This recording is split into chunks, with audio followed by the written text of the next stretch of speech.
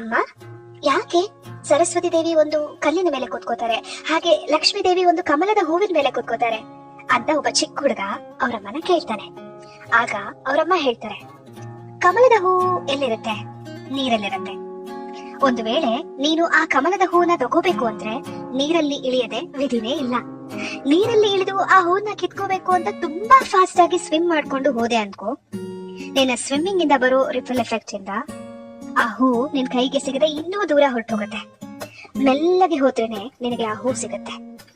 ಅದಕ್ಕೆ ಲಕ್ಷ್ಮೀ ದೇವಿ ಕಮಲದ ಮೇಲೆ ಕುತ್ಕೋತಾರೆ. ಮೆಲ್ಲಗೆ ಅಪ್ರೋಚ್ ಆಗ್ಬೇಕು. ಅಂಡ್ ಅದನ್ನ ತಗೊಂಡ್ಮೇಲೂ ಹೆಚ್ಚಿನ ಕಾಲ ಇರಲ್ಲ, ಇರುತ್ತೆ, ಹೋಗುತ್ತೆ, ಮತ್ತೆ ಹೋಗ್ಬೇಕು, ತರಬೇಕು, ಮತ್ತೆ ಹೋಗುತ್ತೆ, ಮತ್ತೆ ಬರುತ್ತೆ, ಹೀಗೆ. ಆದ್ರೆ ಸರಸ್ವತಿ ದೇವಿ ಒಂದು ಕಲ್ಲಿನ ಮೇಲೆ ಕೂತ್ಕೊಂಡಿರೋ ತರ ಕಾಣಿಸುತ್ತೆ. ಕಲ್ಲು ಜ್ಞಾನದ ಸಂಕೇತ. ಒಂದು ಸರಿ ನೀನು ಆ ಜ್ಞಾನನ ಸಂಪಾದನೆ ಮಾಡಿದ್ರೆ ಅದಕ್ಕೆ ಸಾವು ಅನ್ನೋದೇ ಇರೋದಿಲ್ಲ. ಅದು ಯಾವಾಗ್ಲೂ ನಿನ್ ಜೊತೆನೇ ಇರುತ್ತೆ. ಯಾರು ಅದನ್ನ ಕದಿಯೋಕ್ಕೂ ಸಾಧ್ಯ ಇಲ್ಲ. ಅದಕ್ಕೇನೆ ಲಕ್ಷ್ಮೀ ದೇವಿ ಕಮಲದ ಮೇಲೆ ಕೂತಿರ್ತಾರೆ ಅಂಡ್ ಸರಸ್ವತಿ ದೇವಿ ಕಲ್ಲಿನ ಮೇಲೆ ಕೂತ್ಕೋತಾರೆ ಅಂತ ಅಮ್ಮ ಹೇಳಿದ್ರು.